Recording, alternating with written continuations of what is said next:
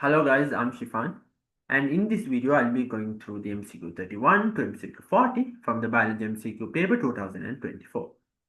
If you haven't gone through my previous videos from MCQ 1 to MCQ 30, please go through that too, and the link for that will be given below. Okay, now let's go through question 31. Which of the following inheritances shows a phenotypic ratio of 9 to 7 in the F2 generation in a dihybrid cross? Okay, the question is regarding inheritance, and we know when it comes to inheritance, there are two types of inheritance. We have Mendelian inheritance and we have non-Mendelian inheritance patterns. And when it comes to Mendelian inheritance, the phenotypic ratio in the F2 generation is always 9 to 3 to 3 to 1. Okay, let me write it down. This is the phenotypic ratio in Mendelian inheritance. But in non-Mendelian inheritance, the phenotypic ratio can be different. And here they have given the phenotypic ratio of 9 to 7. And let's see which of these patterns have a phenotypic ratio of 9 to 7.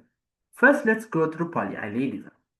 Polyallelism is when one gene has more than two alleles, and one of the most best example for this is the ABO blood group. ABO blood group has more than two alleles. And if we take the phenotypic ratio in the offsprings, they usually produce one AB blood group, one A blood group, one B blood group, one AB blood group, and one O blood group offspring. So the phenotypic ratio is 1 to 1 to 1 to 1. So we can eliminate that answer. Anyways, let's write the phenotypic ratio 1 to 1 to 1 to 1. Okay. Now let's go to recessive epistasis. Recessive epistasis is one gene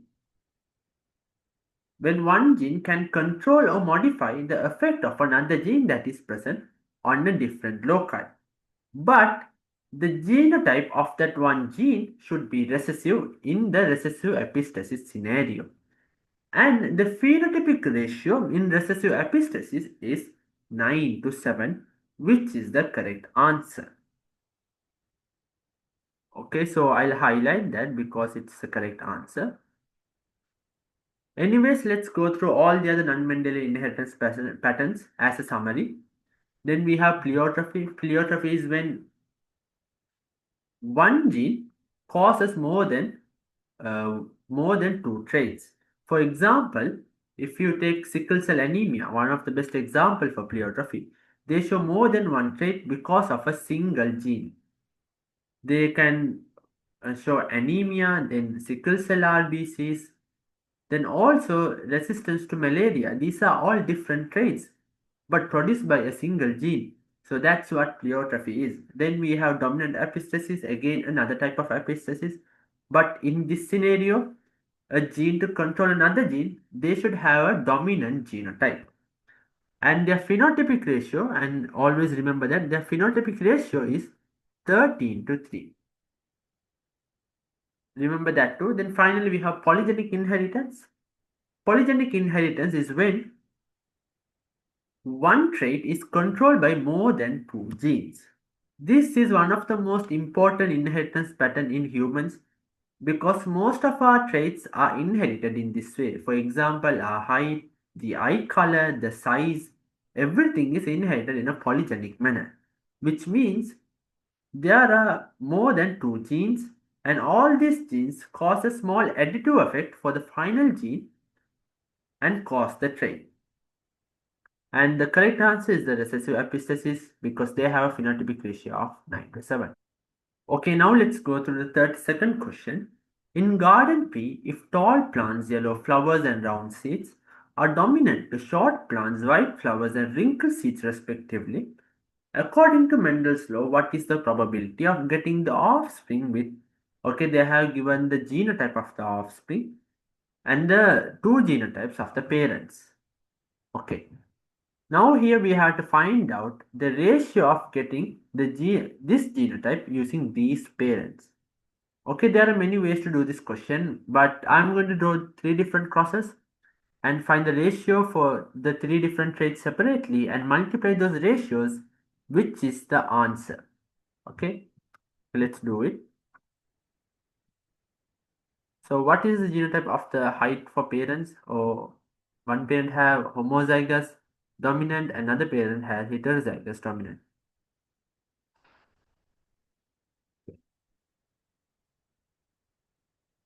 Now let's take a look at the color of the parents. The one parent has heterozygous dominant genotype for color, the other parent also has heterozygous dominant genotype for the color.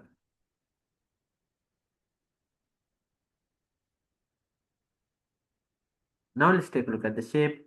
One parent has homozygous recessive genotype, which is wrinkle shape, and the other parent has heterozygous dominant genotype, which is round seeds.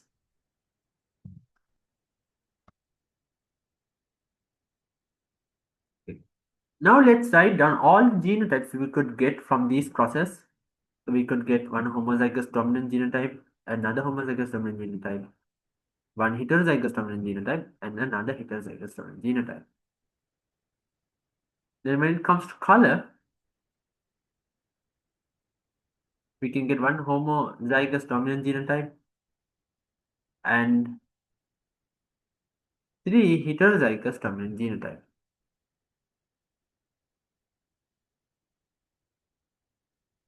Sorry, two heterozygous dominant genotype, and finally we can get one homozygous recessive genotype. And now let's take a look at the shape. So in shape we can get one heterozygous dominant genotype, another heterozygous dominant genotype, and two homozygous recessive genotype. Now let's take a look at the ratios. Okay, what is the ratio of getting a heterozygous dominant genotype? Here we have two heterozygous dominant genotype and two homozygous dominant genotype. So the ratio is 1/2. Okay. Then what is the ratio of getting a homozygous dominant genotype for color? Here we have one homozygous dominant genotype and two heterozygous dominant genotype and one homozygous recessive genotype.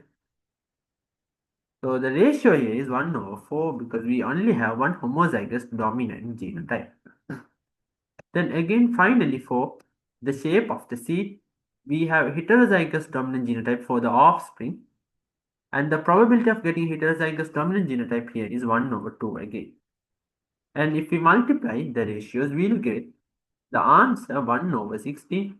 So that is the probability of getting that offspring. So I'll highlight that answer. Okay, let's go to the 33rd question. The enzyme used to make cDNA on an mRNA template is. Basically, they're asking the enzyme we can use to make a complementary DNA strand using an mRNA strand. In protein synthesis, we have learned we can make an mRNA strand using a DNA strand. But here they are asking the opposite of it. Okay, first let's go through all the enzymes that we know in DNA replication. Then we have DNA polymerase. DNA polymerase can only read DNA nucleotides and not RNA nucleotides. For that reason, we can eliminate DNA polymerase. So I'll eliminate it. Okay. Then let's go through helicase. Helicase is involved in the unwinding of the DNA DNA strands during DNA replication. Again, we can eliminate helicase because they are not involved in this case. Then we have primase.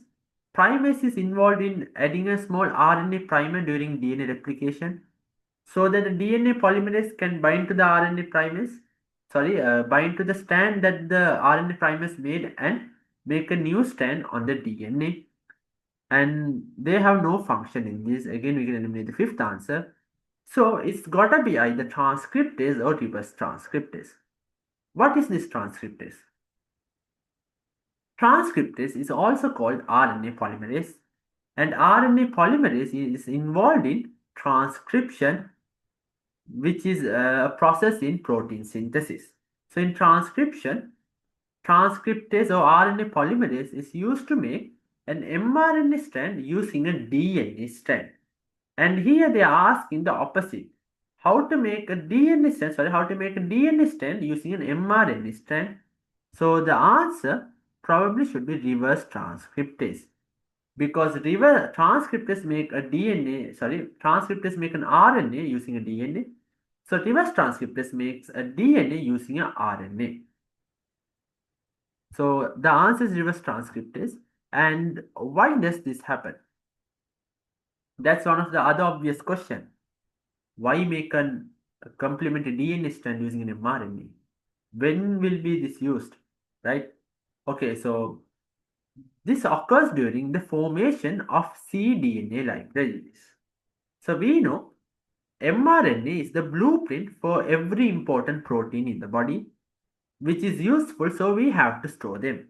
So we store this mRNA as DNA during when making cDNA libraries. So that's a way of storing the DNA, and the answer is reverse transcriptase. Okay, now let's go to the 34th question. What is the role of nuclease in DNA repairing? Okay, first answer, they are saying breaking of hydrogen bonds between nucleotides in DNA. We know breaking of hydrogen bond is a function of helicase, not nuclease. So we can eliminate that answer. Second one, identifying mismatched DNA sequences. We know identifying mismatched DNA sequences occurs during proofreading, which is done by DNA polymerase. Again, the enzyme for the second one is DNA polymerase, not nuclease. And third one, filling of gaps using correct nucleotide. Okay, again, filling of gaps is also done by a kind of DNA polymerase. So that's not the answer too. Because of that, we can eliminate the first three answers. Then we have making the DNA strand by the formation of phosphodiester bond. Okay, making the DNA strand by forming diester bonds is done using DNA ligase, not DNA nucleases. So again, we can eliminate the fourth answer. Finally, we have cutting of mismatched nucleotide sequences in damaged DNA strand. Okay, we know DNA is damaged, for example, using UV rays. So because of this, DNA damages could occur, such as the thymine bases could get together and bend the DNA. And during these events, nucleases cuts down the specific DNA portion, and DNA polymerase fills the gap using correct nucleotide. So the correct function is the fifth one. Cutting of mismatched nucleotide sequence in damaged DNA strand is the function of nuclease in DNA repairing. Okay, let's go through the 35th question. Some vegetation types and ecosystems where they can be seen in Sri Lanka are given below. Okay, they have given for ecosystems and the plant types that grow in that specific ecosystem. Okay, I am going to solve this question using the rainfall in the specific ecosystems, and let us see using rainfall what kind of plant grow in a specific environment. First, we have tropical montane forest. We know tropical montane forests are found 1500 meters above the sea level, which means, logically thinking, they are usually found in the mountain sides. Usually the Norelia district, the Kandy district, and Horton plains. So in these areas, we can find tropical montane forest. Okay. Now in these areas, we know they have a very heavy rainfall. Because of this, the soil has plenty of water. Using this plenty of water, what kind of plants grow? The most grown plants in these situations are shrubs, ferns, and mosses, right? So the correct answer is dense scrub layer, which is the growth of, as I said, shrubs, ferns, and mosses. So I'll highlight it. Sorry, I'll draw a line. Okay. Then we have tropical thorn scrubs. In tropical thorn scrubs, okay, where they are usually found? They are usually found in pollen narrow areas. And in these areas, if you have gone in these areas, you know Between the road, on the two sides of the road, there is forest, and in this forest there are very large trees. And these large trees are not very close to each other. They have an adequate space between them. Why is that? In these areas, there is very low rainfall per year. So the roots doesn't have much water, so they are not close together. They have sufficient space so that they can absorb the water efficiently. So they grow very tall plants. So in here we have sparse large trees, so that is tropical. They are found in tropical zone scrubs. Then we have sand dunes. We know in sand dunes, the sand keeps moving, and there's a very hot climate. There is no rainfall at all, and because the sand keeps moving, the root can't anchor themselves to the soil. So there is no kind of plant grows there, which is stunted vegetation. And finally, we have savanna. In savanna, there is moderate rainfall, and in this moderate rainfall, a lot of grass grow, but it's not enough to grow big trees. So the answer is thick grass cover.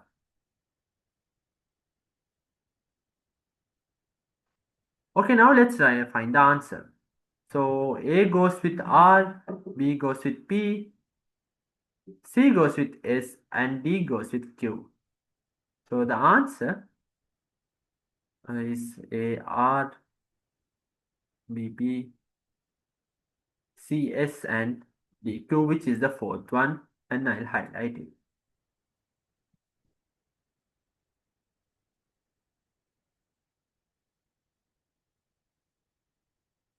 Okay, now let's go to the 36th question. Which of the following statements are correct regarding chickenpox vaccine? Okay, we know chickenpox vaccine are live attenuated vaccines, which means they contain live organisms which are weakened for their effect.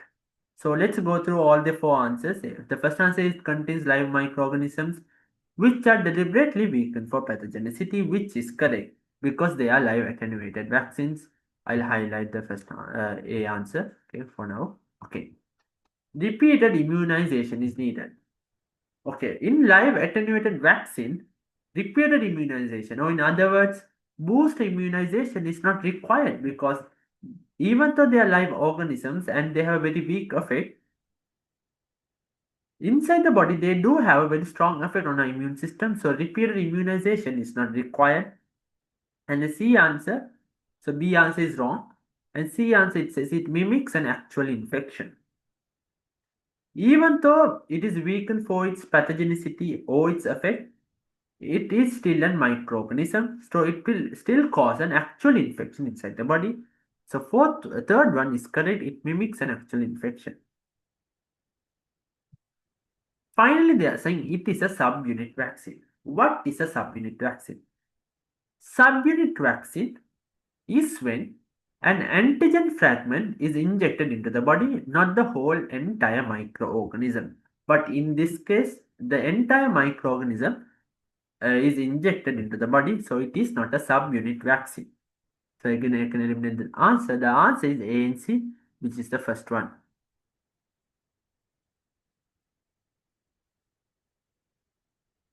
Okay, now let's go to the 37th question. Which of the following combinations of fermentation process and microorganisms involved in them are correct? See, the question is regarding the fermentation process during the food production. So A, we have sucrose to ethanol. We know sucrose is fermented to ethanol during alcoholic production. And the microorganism used is not Gluconobacter sp, it is Saccharomyces cerevisiae. So we can eliminate the first answer, A is wrong. Then we have lactose to lactic acid conversion. We know lactose is fermented into lactic acid during dairy products production. And the microorganism that is used is L. bulgaricus, not Bacillus subtilis. So we can eliminate the second answer too. Then third answer we have sucrose to citric acid. Okay, this occurs during organic acid production, and the microorganism is Aspergillus niger, which is correct. So I'll highlight that answer for now. Okay, I think I can highlight it alone. I'll leave it alone. Okay. So C1 is the correct answer. And D, we have ethanol to acetic acid. We know ethanol to acetic acid is fermented during vinegar production. And the microorganism is not Streptococcus sp. They have two microorganisms involved. One is Acetobacter sp and Gluconobacter sp. So these are the two microorganisms involved in the production of acetic acid using ethanol. Always remember that Acetobacter sp and Gluconobacter sp. So the only correct answer is the C1. Okay. Now let's go to the 38th question. Methods of solid waste management and some of the outcomes are given below. Okay, they have given three methods and three outcomes. Let's go through each one of them. Sorting and recycling. What happens during sorting and recycling? For example, if we sort and recycle plastic, we won't be able to find them in open dump sites, right? So if we find them in open dump site without being recycled or sorted, during rain, the water can get collected and they can be breeding sites for specific mosquitoes such as dengue, right? So P1 is the correct answer, reduction of breeding sites of dengue vector. And I'll draw an arrow to that. Okay. Then we have decomposition. Okay, we know when solid waste decompose, they produce compost. And this compost using anaerobic bacteria can be used to produce methane gas. So methane gas is flammable and they can be used to produce electricity. So B goes with R. Generation of electricity by decomposition. And finally, sanitary landfilling. We know when we bury the solid waste, we can reduce the volume of that. So C is obviously the Q, the outcome is Q, reducing the volume of solid waste. So the answer is A goes with P, B goes with R, and C goes with Q. So it is the second one.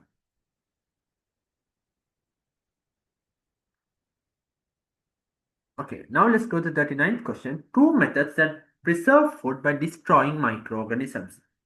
Drying and use of chemicals. We know drying absorbs the water out of the food. Because of this, the microorganism is inhibited, but it is not destroyed. So we can eliminate that answer even though use of chemicals destroys the microorganisms. Drying doesn't, so we eliminate the answer. Chilling and smoking. Smoking do kill some of the microorganisms, but chilling doesn't kill microorganisms. And third one, we have salting and use of chemicals. Again, salting doesn't kill the microorganisms, they only inhibit it. Fire. Then fourth one, we have freezing and sugaring. Freezing, they slow down the growth of microorganisms, but they don't destroy it. Uh, Fifth one, we know radiation and heat treatment kill the microorganisms. So the answer is the fifth one. Okay. Okay, let's go to the 40th question. Which of the following are associated with the transmission of filariasis within a community? Okay, they are asking which of these factors is associated with the transmission of filariasis. So A1, frequency of human vector contact. Okay, has more vectors, bites more humans, the transmission rate of filariasis actually increases. So A is correct. So I'll highlight it. Then B, there's a density of microfilary in infected mosquitoes. Okay. Microfilary are larval forms of the filariasis worms. And this microfilary usually reproduce and multiply in the human body. So it doesn't happen in the infected mosquitoes. So we can eliminate this answer because the correct answer should be density of microfilary in infected humans, not mosquitoes. So we eliminate the B answer and C, number of infected persons. Okay, more infected person, more transmission because more vectors carry the disease, right? So again, C is correct answer. Finally, we have characteristics of vector. Characteristics such as the survival rate, the species of the vector actually determine the rate of transmission of the disease. So again, C is also correct. So D is correct and C is also correct. So the correct answer is A, C and D, which is the fourth one. Okay. Now in the next video, we'll go to the last 10 MCQs, which are one of the most confusing and the hardest MCQs in a paper. So until then, see you. Take care.